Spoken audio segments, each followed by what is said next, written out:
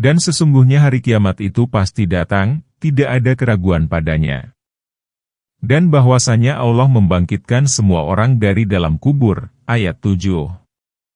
Setelah Allah Ta'ala menceritakan orang yang menentang dan mengingkari ba'ats, hari berbangkit, Dia menceritakan dalil yang menunjukkan kekuasaan Allah Ta'ala atas hari berbangkit, yaitu dalil yang dapat disaksikan pada tubuh manusia itu sendiri.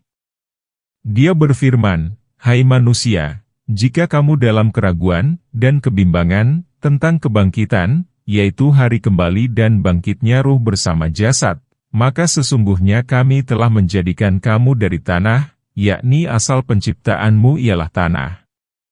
Tanah itulah yang menjadi bahan penciptaan Adam, kemudian dari setetes mani. Yakni, Dia menjadikan keturunan Adam dari saripati air yang sangat hina.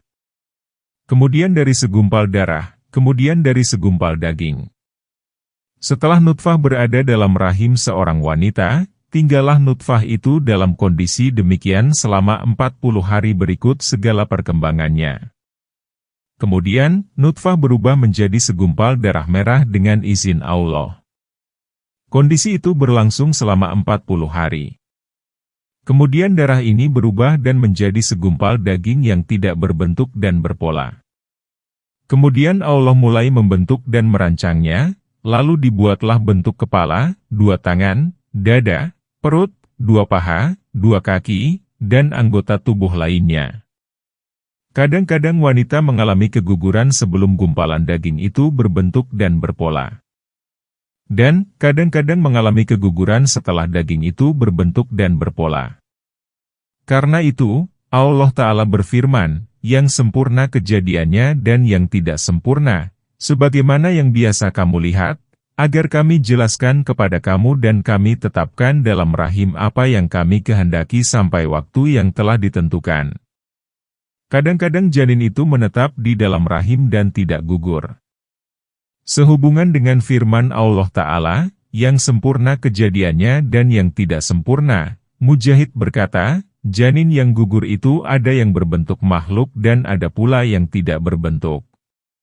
Apabila segumpal daging itu telah melampaui 40 hari, maka Allah mengutus seorang malaikat kepadanya, lalu Dia meniupkan ruh ke dalamnya dan menyempurnakannya sesuai dengan yang dikehendaki Allah, baik berbentuk tampan maupun jelek, laki-laki maupun perempuan.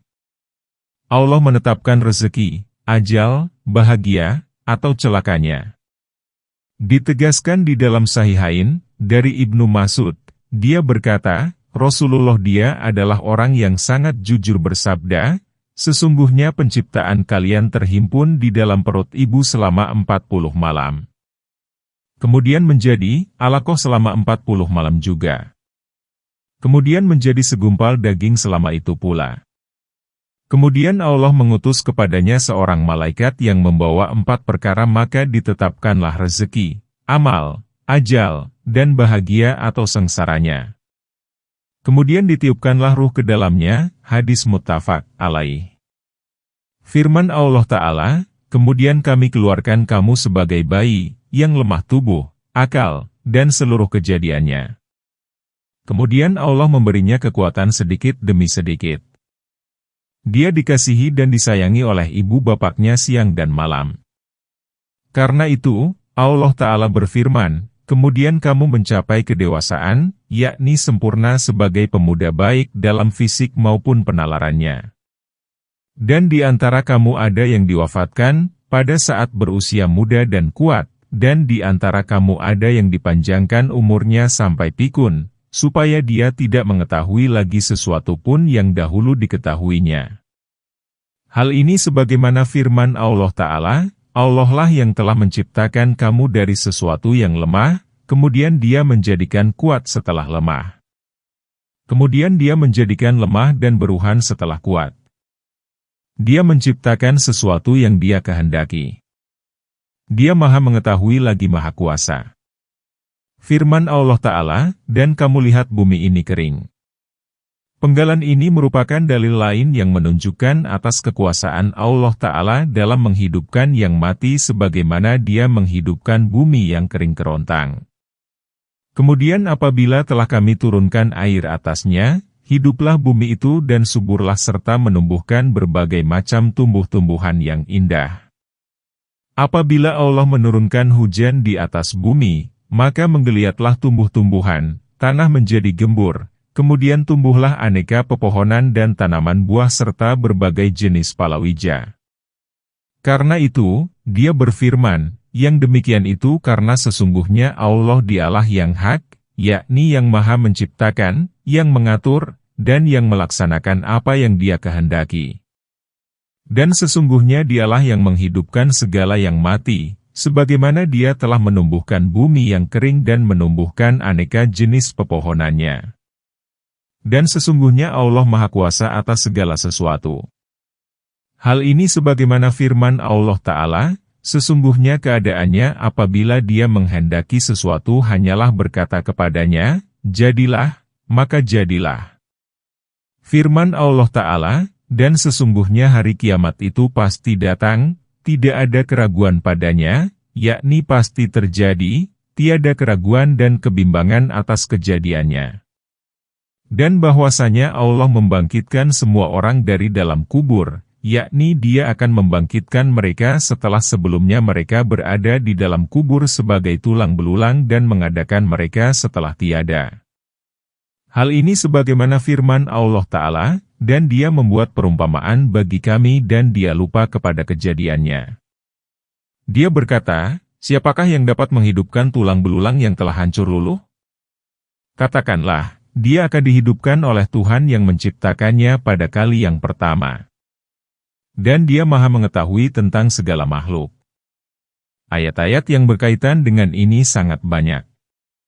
Dan di antara manusia ada orang-orang yang membantah tentang Allah tanpa ilmu pengetahuan, tanpa petunjuk, dan tanpa kitab yang bercahaya. Ayat 8, dengan memalingkan lambungnya untuk menyesatkan manusia dari jalan Allah. Dia mendapat kehinaan di dunia dan di hari kiamat, kami merasakan kepadanya azab neraka yang membakar. Ayat 9. Yang demikian itu adalah disebabkan oleh perbuatan yang dikerjakan oleh kedua tangan kamu dahulu dan sesungguhnya Allah sekali-kali bukanlah penganiaya hamba-hambanya. Ayat 10. Setelah Allah menceritakan keadaan orang-orang yang sesat, bodoh, dan mengekor di dalam ayat, dan di antara manusia ada orang yang membantah tentang Allah tanpa ilmu pengetahuan dan mengikuti setiap setan yang jahat. Kemudian Allah menceritakan ihwal orang-orang yang mengajak kepada kesesatan, yaitu para pemimpin kekafiran dan bid'ah. Dia berfirman, dan di antara manusia ada orang-orang yang membantah tentang Allah tanpa ilmu pengetahuan, tanpa petunjuk, dan tanpa kitab yang bercahaya. Dia mendebat tanpa akal yang sehat dan sumber yang jelas, namun berdasarkan pikiran dan hawa nafsu semata-mata. Firman Allah Ta'ala, dengan memalingkan lambungnya, yang berarti berpaling dari kebenaran yang diserukan kepadanya karena sombong adalah seperti firman Allah Ta'ala, apabila dikatakan kepada mereka, kemarilah, maka Rasul Allah akan memintakan ampun untukmu, maka mereka memalingkan wajahnya, dan kamu melihat mereka menghalang-halangi manusia. Sedang mereka menyombongkan diri, Surat Al-Munafikun, ayat 5. Firman Allah Ta'ala, untuk menyesatkan manusia dari jalan Allah. Yakni, agar mereka dapat menyesatkan manusia dari jalan Allah. Kemudian Allah berfirman, Dia mendapat kehinaan di dunia. Karena kecongkakannya terhadap ayat-ayat Allah, maka ditimbakanlah kepadanya kehinaan di dunia, dan di hari kiamat kami merasakan kepadanya azab neraka yang membakar. Yang demikian itu adalah disebabkan oleh perbuatan yang dikerjakan oleh kedua tangan kamu dahulu. Pernyataan ini dilontarkan untuk mencela dan mencerca. Dan sesungguhnya Allah sekali-kali bukanlah penganiaya hamba-hambanya. Penimpaan azab yang membakar pada hari kiamat itu bukanlah merupakan kezaliman, justru sebagai keadilan dari Allah Ta'ala, sebagai balasan atas kekafiran, keingkaran, dan kesombongan yang telah dilakukan oleh kedua tangannya dahulu. Mustahil Allah berbuat zalim. Dia telah mengharamkan kezaliman atas dirinya.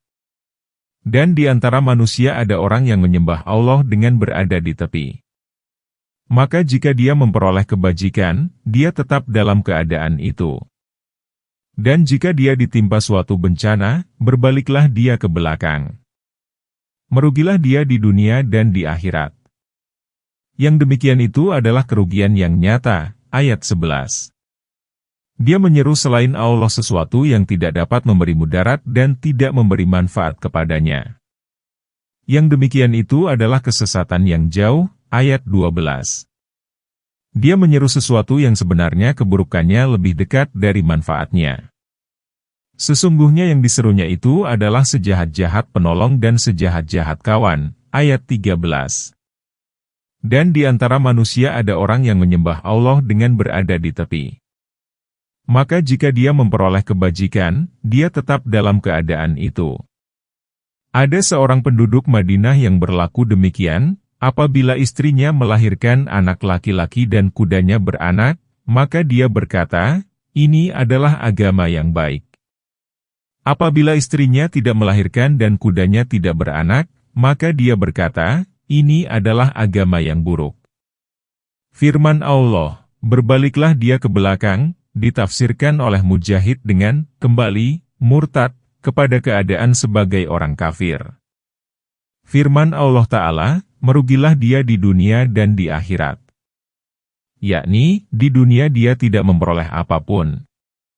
Adapun kerugiannya di akhirat ialah dia berada dalam kecelakaan dan kehinaan yang sangat hebat karena kekafirannya kepada Allah yang Maha Agung.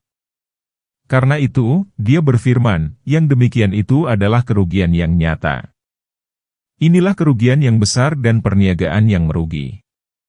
Firman Allah Ta'ala, dia menyeru sesuatu yang sebenarnya mudaratnya lebih dekat dari manfaatnya. Yakni, kemudaratannya di dunia, sebelum di akhirat, adalah lebih dekat daripada keuntungannya ketika di dunia. Sedangkan, kemudaratannya di akhirat lebih nyata lagi. Firman Allah Ta'ala, sesungguhnya yang diserunya itu adalah sejahat-jahat penolong dan sejahat-jahat kawan. Menurut Mujahid, yang dimaksud Al-Maula ialah berhala. Yakni, berhala itu merupakan sejahat-jahat pelindung dan penolong yang diseru selain Allah. Dan sejahat-jahat kawan, yaitu teman akrab dan sepergaulan. Sesungguhnya Allah memasukkan orang-orang yang beriman dan mengerjakan amal saleh ke dalam surga-surga yang di bawahnya mengalir sungai-sungai.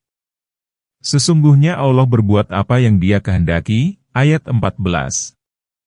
Setelah Allah menceritakan orang-orang yang sesat lagi celaka, maka Dia menyambungnya dengan cerita orang-orang saleh yang berbahagia, yaitu orang-orang yang beriman dengan hatinya dan membuktikan keimanannya itu dengan aneka amal saleh.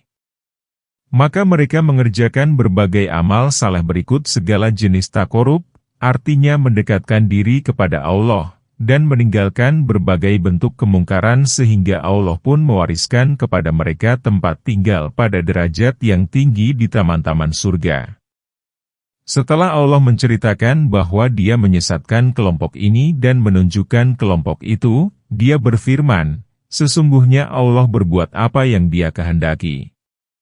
Barang siapa yang menyangka bahwa Allah sekali-kali tidak menolongnya di dunia dan akhirat, maka hendaklah dia merentangkan tali ke langit, kemudian hendaklah dia melaluinya, kemudian hendaklah dia memikirkan apakah tipu dayanya itu dapat melenyapkan apa yang menyakitkan hatinya. Ayat 15.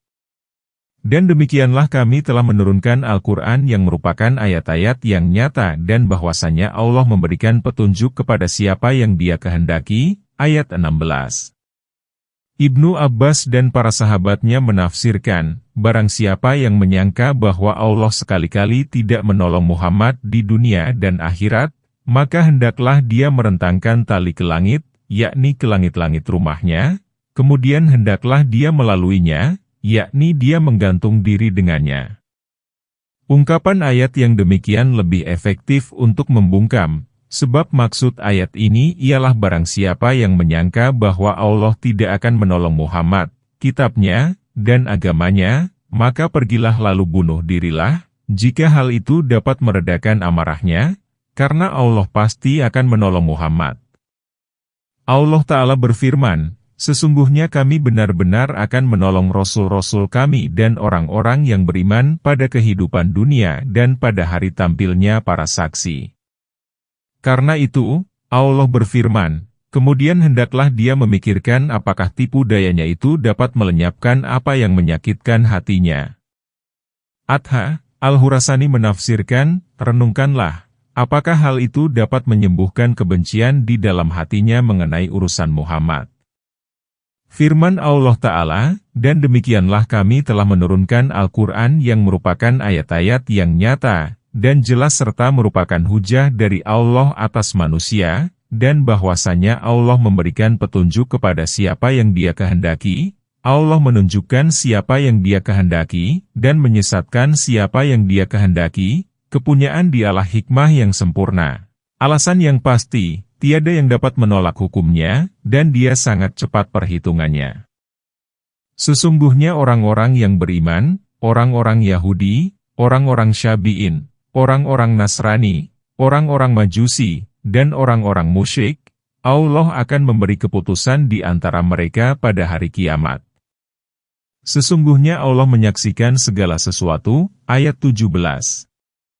Allah Ta'ala memberitahukan berbagai pemeluk agama, baik yang beriman maupun yang kafir, bahwasanya Dia akan memutuskan perkara di antara mereka dengan adil pada hari kiamat. Kemudian Dia akan memasukkan orang yang beriman kepadanya ke dalam surga dan memasukkan orang yang kafir kepadanya ke dalam neraka, karena Allah menyaksikan berbagai perbuatan, perkataan, dan rahasia mereka, termasuk rahasia yang tidak diketahui oleh mereka sendiri. Apakah kamu tidak mengetahui bahwa kepada Allah bersujud apa yang ada di langit, di bumi, matahari, bulan, bintang, gunung, pohon-pohon, binatang-binatang yang melata dan sebagian besar manusia? Dan banyak di antara manusia yang telah ditetapkan azab atasnya. Dan barang siapa yang dihinakan Allah maka tidak seorang pun memuliakannya. Sesungguhnya Allah berbuat apa yang Dia kehendaki. Ayat 18. Allah Ta'ala memberitahukan bahwa Dialah yang Esa, tiada sekutu baginya yang berhak disembah. Maka segala perkara bersujud, karena keagungannya, baik dengan patuh maupun terpaksa. Bersujudnya segala perkara sesuai dengan caranya masing-masing. Maka Allah Ta'ala berfirman, apakah kamu tidak mengetahui bahwa kepada Allah bersujud siapa yang ada di langit dan siapa di bumi, yaitu para malaikat yang berada di berbagai wilayah langit dan binatang yang berada di seluruh daerah, baik jin, manusia, binatang melata, maupun burung. Firman Allah Ta'ala, matahari, bulan, dan bintang. Ketiga makhluk ini disebutkan untuk menegaskan, sebab ketiganya dijadikan sembahan selain Allah. Maka Dia menjelaskan bahwa ketiga makhluk itu bersujud kepada penciptanya, bahwa ketiganya diurus dan ditaklukkan. Janganlah kamu bersujud kepada matahari dan bulan, tetapi bersujudlah kepada Allah yang telah menciptakannya. Firman Allah Ta'ala, gunung dan pohon-pohon.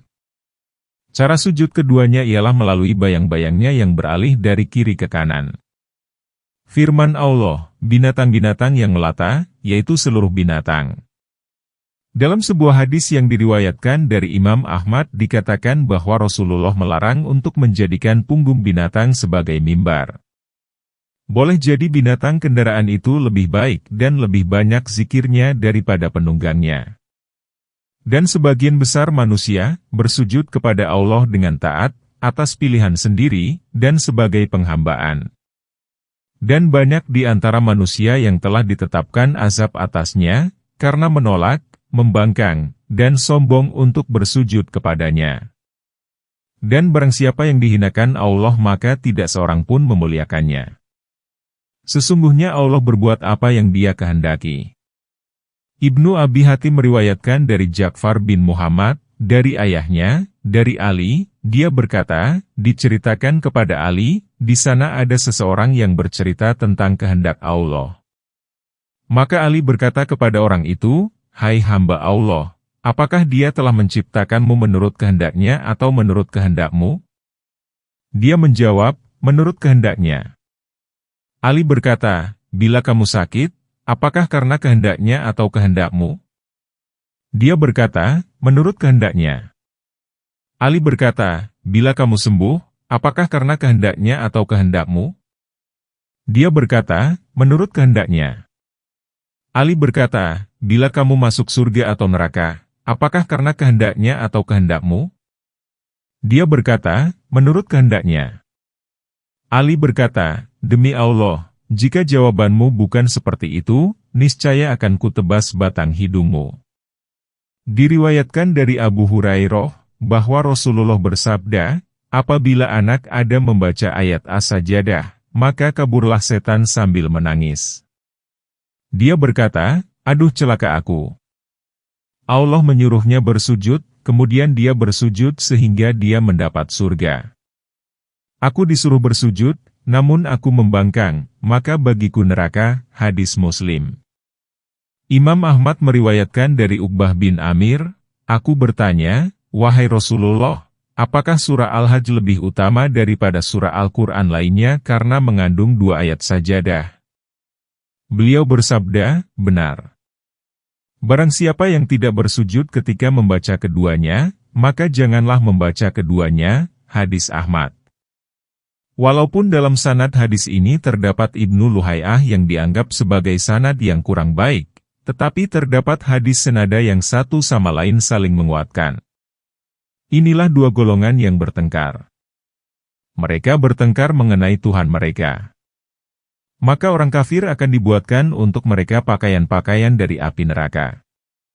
Disiramkan air yang sedang mendidih ke atas kepala mereka. Ayat 19. Dengan air itu dihancur luluhkan segala apa yang ada dalam perut mereka dan juga kulit mereka. Ayat 20. Dan untuk mereka cambuk-cambuk dari besi. Ayat 21. Setiap kali mereka hendak keluar dari neraka lantaran kesengsaraan mereka, niscaya mereka dikembalikan ke dalamnya. Rasakanlah azab yang membakar itu. Ayat 22. Dalam Syahihain diriwayatkan dari Abu Dzar, dia bersumpah dengan sungguh-sungguh bahwa ayat, inilah 2 golongan yang bertengkar. Mereka bertengkar mengenai Tuhan mereka, diturunkan berkenaan dengan Hamzah dan kedua temannya dan berkenaan dengan Utbah dan kedua temannya pada saat mereka berlaga dalam Perang Badar. Kemudian Al-Bukhari meriwayatkan dari Ali bin Abi Thalib, dia berkata, aku adalah orang yang pertama kali berlutut pada hari kiamat di hadapan Tuhan yang Maha Pemurah lantaran pertengkaran.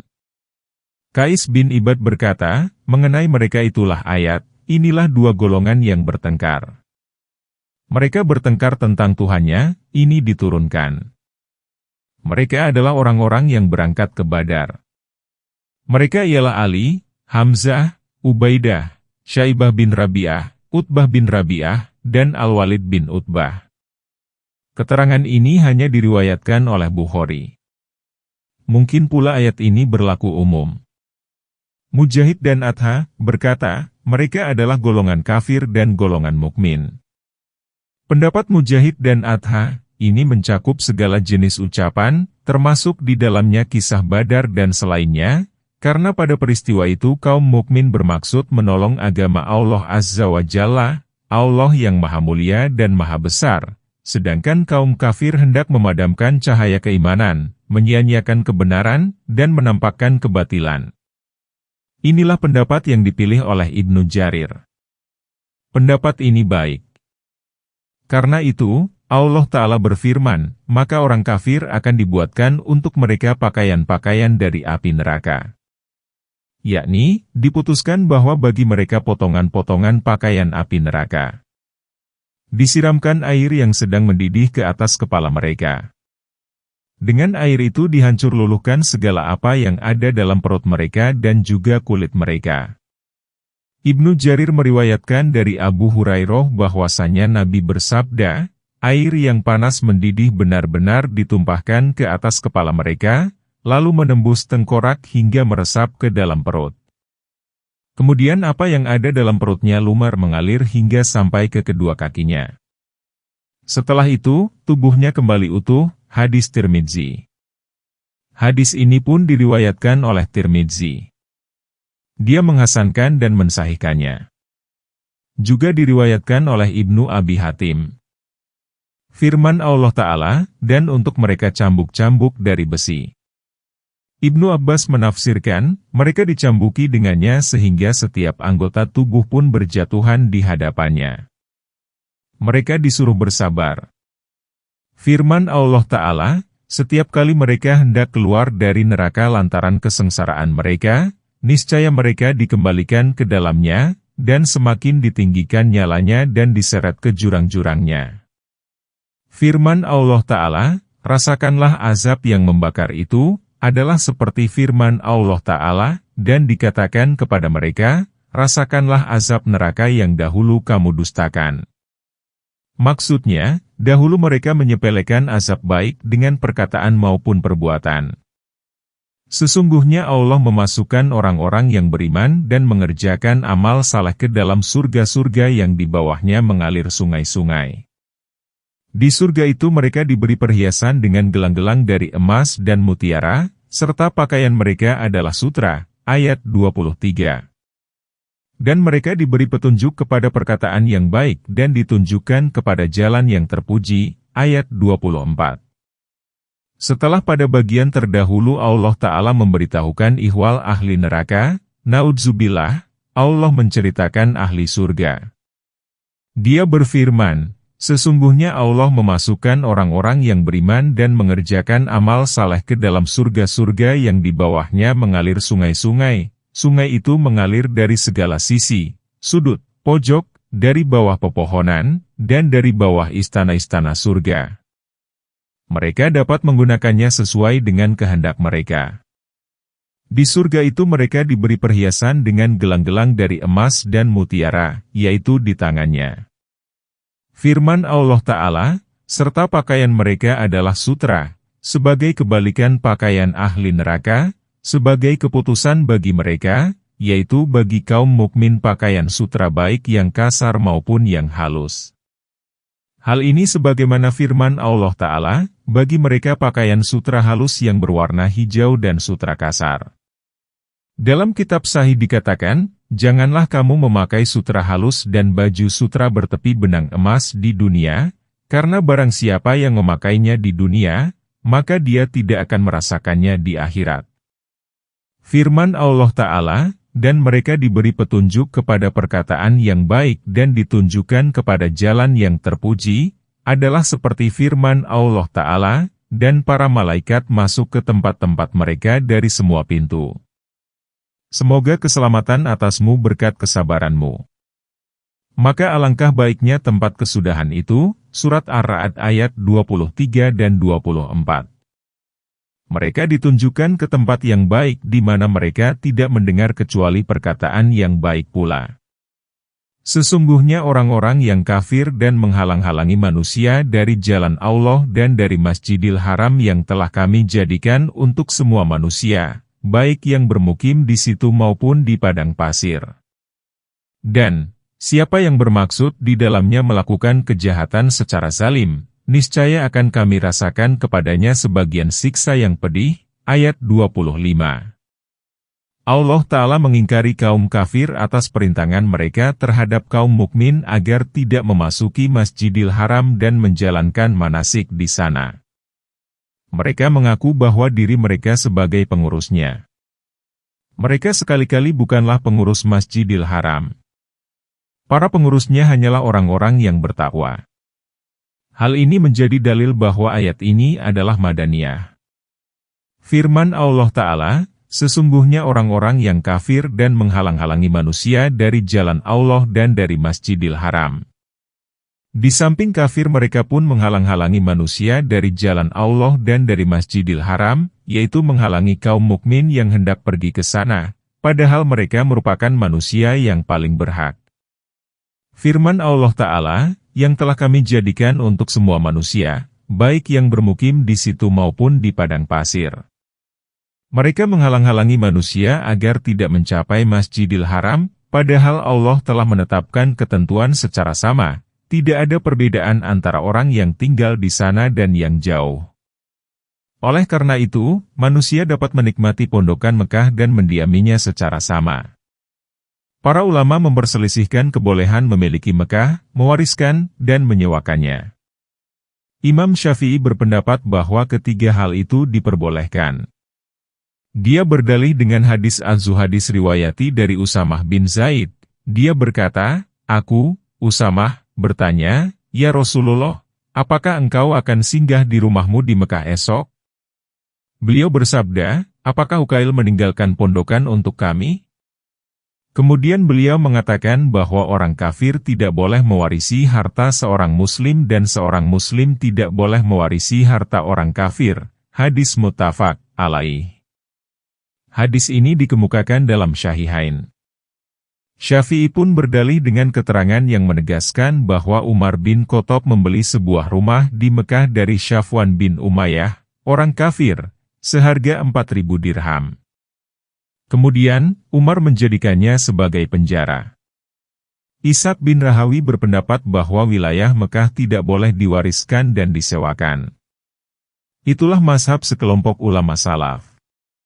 Pandangan Ishaq ini didasarkan atas keterangan yang diriwayatkan oleh Ibnu Majah dari Alqamah bin Nadlah. Dia berkata, setelah Rasulullah, Abu Bakar, dan Umar meninggal, tidak ada lagi yang memerlukan pondokan Mekah kecuali orang-orang jompo. Siapa saja yang membutuhkannya boleh menempati dan siapa yang tidak membutuhkan boleh pergi. Sementara Imam Ahmad mengambil jalan tengah, pondokan itu boleh diberikan dan diwariskan, tetapi tidak boleh disewakan. Imam Ahmad mengkompromikan seluruh dalil. Wallahu alam. Firman Allah Ta'ala, dan siapa yang bermaksud di dalamnya melakukan kejahatan secara zalim, niscaya akan kami rasakan kepadanya sebagian siksa yang pedih.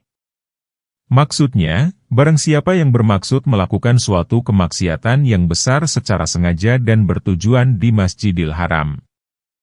Mujahid menafsirkan, barang siapa yang mengerjakan perbuatan buruk di Masjidil Haram. Inilah salah satu keistimewaan Masjidil Haram bahwasanya Allah akan mengazab orang yang bermaksud jahat di sana meskipun maksud tersebut belum dilakukan. Ringkasnya, seluruh perbuatan buruk manusia di Masjidil Haram akan dibalas sebagai perbedaan dari pelaksanaan perbuatan itu di luar Masjidil Haram karena keharamannya di sisi Allah. Perbuatan buruk itu mulai dari dosa yang terkecil hingga yang terbesar. Perbuatan ini dikategorikan ke dalam cakupan firman Allah, dengan zalim. Barang siapa yang memarahi pelayan atau perbuatan lain mulai dari mencuri makanan hingga membunuh, syirik, dan murtad merupakan kezaliman. Perbuatan buruk di tanah haram tidaklah seperti perbuatan buruk di tempat lain. Allah Ta'ala akan menyiksanya sesuai dengan keharaman tanah haram. Dan ingatlah ketika kami memberikan tempat kepada Ibrahim di tempat Baitullah. Janganlah kamu menyekutukan sesuatu pun dengan aku dan sucikanlah rumahku ini bagi orang-orang yang tawaf, orang-orang yang beribadah, orang-orang yang ruku dan sujud. Ayat 26. Dan serukanlah kepada manusia untuk mengerjakan haji. Niscaya mereka akan datang kepadamu dengan berjalan kaki dan mengendarai unta yang kurus yang datang dari segenap penjuru yang jauh. Ayat 27. Ayat ini mengandung kritikan dan celaan terhadap kaum Quraisy yang menyembah selain Allah dan menyekutukannya di tempat yang sejak semula dibangun atas dasar ketauhidan kepada Allah dan penyembahan kepadanya semata, tanpa sekutu baginya. Maka Allah Ta'ala berfirman, dan ingatlah ketika kami memberikan tempat kepada Ibrahim di tempat Baitullah. Yakni, kami menunjukkan Ibrahim ke Baitullah dan menyerahkan kepadanya serta menyuruhnya untuk membangunnya. Banyak ulama yang menjadikan ayat ini sebagai dalil untuk mengatakan bahwa Ibrahim merupakan orang pertama yang membangun rumah kuno dan bahwa rumah kuno ini belum pernah dibangun. Hal ini ditegaskan di dalam Syahihain, dari Abu Dzar. Aku bertanya, ya Rasulullah, masjid apakah yang pertama kali dibangun? Beliau menjawab, Masjidil Haram. Dia bertanya, kemudian masjid apa? Beliau menjawab, masjid di Baitul Maqdis. Aku bertanya, berapa tahunkah jarak pembangunan antara keduanya? Beliau menjawab, 40 tahun, hadis muttafaq alaih. Kami telah menyajikan hadis-hadis sahih yang berkenaan dengan pembangunan Baitullah sehingga tidak perlu diulang di sini. Firman Allah Ta'ala, janganlah kamu menyekutukan sesuatu pun dengan aku. Yakni, dirikanlah Baitullah atas nama aku semata. Dan sucikanlah rumahku ini. Qatadah dan Mujahid berkata, disucikan dari kemusyrikan. Bagi orang-orang yang tawaf, orang-orang yang beribadah, orang-orang yang ruku dan sujud. Yakni, jadikanlah Baitullah hanya untuk orang-orang yang beribadah kepada Allah yang esa, tiada sekutu baginya. Tawaf di Baitullah sudah dimaklumi. Tawaf merupakan ibadah yang khusus dilakukan di Baitullah. Ibadah ini tidak dilakukan di wilayah manapun selain di sana. Al-Qaimin yakni orang-orang yang mendirikan sholat. Karena itu, selanjutnya Allah Ta'ala berfirman, yang ruku dan sujud. Tawaf digabungkan dengan sholat karena kedua ibadah ini disyariatkan secara khusus berkenaan dengan Baitullah. Tawaf dilakukan di sisinya dan sholat dilakukan dengan menghadap kepadanya. Firman Allah Ta'ala, dan serukanlah kepada manusia untuk mengerjakan haji, yakni ajaklah manusia untuk berhaji ke Baitullah yang telah kami suruh kamu untuk mendirikannya. Diceritakan bahwa Ibrahim bertanya, wahai Tuhanku, bagaimana aku menyampaikan seruan kepada manusia, sedang suaraku tidak akan sampai? Allah menjawab, serukanlah, dan tugas kamilah menyampaikan seruan itu. Kemudian Ibrahim berdiri di atas makam. Ada pula yang menyebutkan bahwa dia berdiri di atas batu, katanya di atas bukit Syafa dan katanya lagi di atas bukit Abi Kubais. Ibrahim berseru, wahai manusia, sesungguhnya Tuhanmu telah membuat sebuah rumah. Maka berhajilah ke rumah itu. Diceritakan bahwa gunung-gunung merendah sehingga suara itu menembus ke berbagai penjuru bumi dan suara itu diperdengarkan Allah kepada orang yang berada di dalam rahim dan sulbi. Segala perkara yang mendengarnya, seperti batu dan pepohonan, menjawabnya. Barang siapa yang ditetapkan Allah bahwa dirinya akan berhaji, maka dia menjawab, ya Allah, aku memenuhi seruanmu. Aku memenuhimu. Demikianlah kandungan keterangan dari Ibnu Abbas, Mujahid, Ikrimah, Said bin Jubair, dan ulama salaf lainnya yang tidak hanya seorang. Wallahu alam. Firman Allah Ta'ala, mereka akan datang kepadamu dengan berjalan kaki dan mengendarai unta yang kurus. Ayat ini dijadikan dalil oleh ulama yang berpandangan bahwa haji dengan berjalan kaki, bagi orang yang sanggup, adalah lebih utama daripada berhaji dengan berkendaraan. Karena pejalan kaki lebih dahulu disebutkan daripada yang berkendaraan. Pendapat yang dipegang oleh mayoritas ulama ialah berhaji dengan berkendaraan itu lebih utama karena mengikuti sunnah Rasulullah beliau berhaji dengan berkendaraan padahal beliau kuat berjalan. Firman Allah Ta'ala, yang datang dari segala penjuru, jalan yang jauh.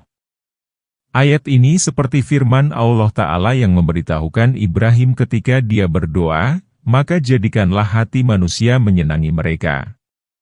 Tidak ada seorang pemeluk Islam pun melainkan dia rindu untuk melihat Ka'bah dan bertawaf. Dan manusia pun menuju ke sana dari seluruh arah dan wilayah. Supaya mereka mempersaksikan berbagai manfaat bagi mereka dan supaya mereka menyebut nama Allah pada hari yang telah ditentukan atas rezeki yang telah Allah berikan kepada mereka berupa binatang ternak. Maka makanlah sebagian darinya dan berikanlah untuk dimakan orang-orang yang sengsara lagi fakir. Ayat 28. Kemudian hendaklah mereka menghilangkan kotoran yang ada pada badan mereka dan hendaklah mereka menyempurnakan nasar-nasar mereka dan hendaklah mereka melakukan tawaf sekeliling rumah yang tua itu. Ayat 29. Sehubungan dengan firman Allah, supaya mereka mempersaksikan berbagai manfaat bagi mereka, Ibnu Abbas menafsirkan, yaitu manfaat dunia dan akhirat. Manfaat akhirat berupa keridaan Allah dan manfaat dunia ialah berupa keuntungan badaniah, tidak capai, ternak itu dapat disembelih, dan diperjualbelikan. Demikian pula menurut penafsiran Mujahid dan ulama lainnya yang menyatakan bahwa manfaat itu ialah manfaat dunia dan akhirat. Hal ini sebagaimana firman Allah Ta'ala, tidak ada dosa atasmu untuk mencari karunia dari Tuhanmu. Firman Allah Ta'ala, dan supaya mereka menyebut nama Allah pada hari yang telah ditentukan atas rezeki yang telah Allah berikan kepada mereka berupa binatang ternak. Diriwayatkan dari Ibnu Abbas bahwa yang dimaksud al-ayyam al-maklumat ialah hari yang 10. Bukhari menafsirkannya dengan hari yang 10 secara pasti. Penafsiran yang sama juga berasal dari Abu Musa al-Asy'ari, Mujahid, Atha, dan yang lainnya. Bukhari meriwayatkan dari Ibnu Abbas, dari Nabi, beliau bersabda, tidak ada amal sehari-hari yang lebih utama daripada amal pada hari yang 10 ini. Para sahabat bertanya, tidak juga jihad di jalan Allah? Beliau bersabda, tidak. Kecuali jihadnya seseorang yang berangkat dengan mempertaruhkan jiwa dan hartanya, lalu dia pulang tanpa membawa apapun. Hadis Bukhari. Hadis ini juga diriwayatkan oleh Ahmad, Abu Daud, Tirmidzi, dan Ibnu Majah. Imam Ahmad meriwayatkan dari Ibnu Umar, dia berkata, Rasulullah, tidak ada hari yang lebih agung di sisi Allah dan tidak ada amal yang lebih dicintainya kecuali hari yang 10 itu dan beramal padanya. Maka perbanyaklah tahlil, takbir, dan tahmid padanya, hadis Ahmad. Bukhari berkata, adalah Ibnu Umar dan Abu Hurairah pergi ke pasar pada hari yang 10 itu. Keduanya bertakbir, maka orang-orang pun bertakbir karena takbir keduanya. Imam Ahmad meriwayatkan dari Jabir secara marfu, artinya hadis ini langsung disandarkan kepada Nabi, ini adalah 10 hari yang dijadikan sumpah oleh Allah dalam firman-Nya, demi waktu fajar dan malam yang 10, hadis riwayat Ahmad. Dalam Sahih Muslim diriwayatkan dari Abu Qatadah, dia berkata, Rasulullah ditanya tentang puasa pada hari Arafah. Maka beliau bersabda, berharap baiklah kepada Allah bahwa Dia akan menghapus kesalahan pada tahun yang lalu dan tahun yang akan datang, hadis Muslim. Hari penyembelihan yang merupakan hari Haji Akbar termasuk ke dalam hari yang 10 itu. Dalam hadis lain disebutkan bahwa hari yang 10 itu merupakan hari-hari yang paling utama menurut pandangan Allah. Ringkasnya, hari yang 10 ini merupakan hari yang terbaik selama setahun, sebagaimana dikemukakan oleh hadis, bahkan lebih utama daripada 10 hari terakhir bulan Ramadan. Namun, ada pula yang berpendapat bahwa 10 hari terakhir bulan Ramadan adalah lebih utama karena di dalamnya ada malam Lailatul Qadar. Sementara sekelompok ulama lain mengambil jalan tengah. Hari-hari yang 10 pada bulan haji lebih utama daripada hari yang 10 pada Ramadan akhir, sedangkan malamnya sebaliknya. Pendapat terakhir ini menggabungkan keuniversalan dalil-dalil. Wallahu alam. Yang sahih ialah bahwa al-ayyam al-maklumat, sebagaimana ditegaskan oleh Ibnu Abbas dan Ibnu Umar, ialah keseluruhan dari ayyam maklumat dan ayyam makdudat. Ayyam maklumat ialah hari penyembelihan dan 2 hari sesudahnya. Dan ayyam makdudat ialah 3 hari setelah hari penyembelihan. Sanad riwayat ini sahih karena sampai kepada Ibnu Umar.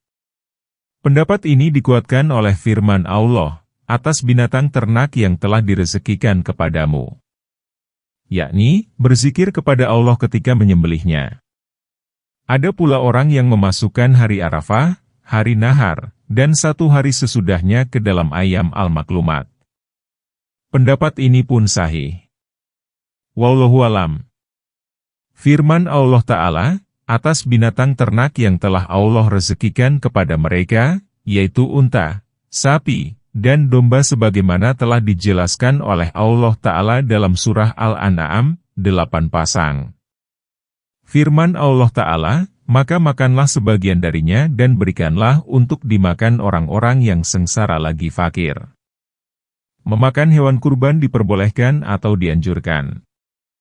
Hal ini sebagaimana ditegaskan bahwa tatkala Rasulullah menyembelih hewan kurban, beliau mengambil sejumlah daging dari setiap ekor, lalu memasak, dan memakan daging serta kuahnya. Diriwayatkan dari Malik bahwa dia suka memakan daging dari hewan kurbannya. Hal ini didasarkan atas firman Allah Ta'ala, makanlah kamu dari sebagiannya. Sehubungan dengan firman Allah Ta'ala, maka makanlah kamu dari sebagiannya, Sufyan Ats-Tsauri meriwayatkan dari Mansur, dari Ibrahim, dia berkata, adalah kaum musyrik tidak pernah memakan daging dari binatang persembahannya. Allah memberikan rusah, artinya kemurahan, kemudahan, dan keringanan, kepada kaum muslim. Barang siapa yang mau, maka makanlah dan barang siapa yang tidak mau, jangan. Mujahid dan Atha pun meriwayatkan keterangan yang senada. Jadi, memakan daging kurban itu bersifat pilihan. Daging kurban dibagi 3, sepertiga untuk dirinya, sepertiga untuk dihadiahkan, dan sepertiganya lagi disedekahkan. Hal ini berdasarkan pada firman Allah Ta'ala, maka makanlah sebagian darinya dan berikanlah untuk orang yang sengsara lagi miskin.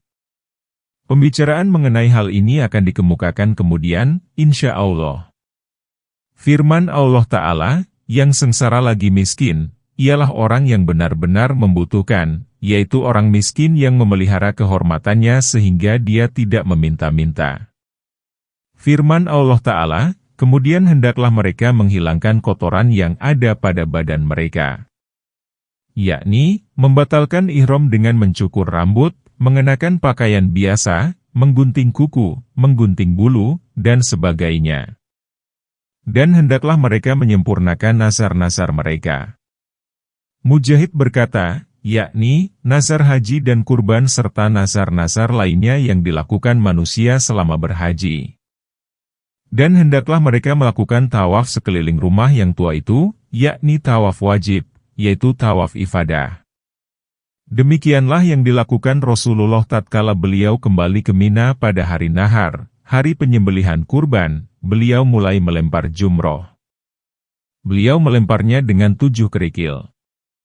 Kemudian beliau menyembelih hewan kurban dan mencukur rambutnya, kemudian bertawaf ifadah, tawaf perpisahan, mengelilingi Baitullah. Tawaf harus dilakukan dari belakang Hijir, Ismail, karena di sanalah pangkal Baitullah yang dahulu didirikan oleh Ibrahim, walaupun kaum Quraisy telah mengeluarkan Hijir dari Baitullah tatkala mereka kesulitan dana. Karena itu, Rasulullah pun bertawaf dari belakang Hijir. Diberitahukan bahwa Hijir itu merupakan bagian dari Baitullah. 2 tiang sebelah utara tidak perlu disentuh karena keduanya tidak demikian sesuai dengan fondasi yang didirikan Ibrahim dahulu. Baitullah disifati dengan kuno karena ia merupakan tempat yang pertama kali didirikan untuk manusia. Demikianlah, barang siapa yang mengagungkan apa-apa yang terhormat di sisi Allah, maka itu adalah lebih baik baginya di sisi Tuhannya. Dan telah dihalalkan bagi kamu semua binatang ternak kecuali yang diterangkan keharamannya kepadamu, maka jauhilah berhala-berhala yang najis itu dan jauhilah perkataan-perkataan dusta. Ayat 30, dengan ikhlas kepada Allah, tidak mempersekutukan sesuatu dengan Dia. Barang siapa mempersekutukan sesuatu dengan Allah, maka dia seolah-olah jatuh dari langit lalu disambar burung, atau diterbangkan angin ke tempat yang jauh. Ayat 31. Allah Ta'ala berfirman, inilah aneka ketaatan yang telah kami perintahkan dalam menjalankan manasik haji serta pahala yang besar yang terdapat di dalamnya. Barang siapa yang mengagungkan apa-apa yang terhormat di sisi Allah, yakni barang siapa yang menjauhkan diri dari kedurhakaan dan keharaman dan melakukannya itu merupakan kesalahan yang besar bagi dirinya, maka itu adalah lebih baik baginya di sisi Tuhannya, maka baginya karena penjauhan itu, kebaikan yang banyak dan pahala yang besar. Sebagaimana pelaksanaan ketaatan itu menimbulkan pahala yang banyak, demikian pula meninggalkan keharaman mengandung pahala yang banyak pula. Firman Allah Ta'ala, dan telah dihalalkan bagi kamu semua binatang ternak kecuali yang diterangkan keharamannya kepadamu. Yakni, kami telah menghalalkan kepadamu semua binatang ternak. Allah tidak pernah menjadikan binatang bahirah, saibah, wasilah, dan ham. Firman Allah Ta'ala, kecuali yang diterangkan keharamannya kepadamu, seperti pengharaman bangkai, darah, daging babi, dan binatang yang dipersembahkan kepada selain Allah.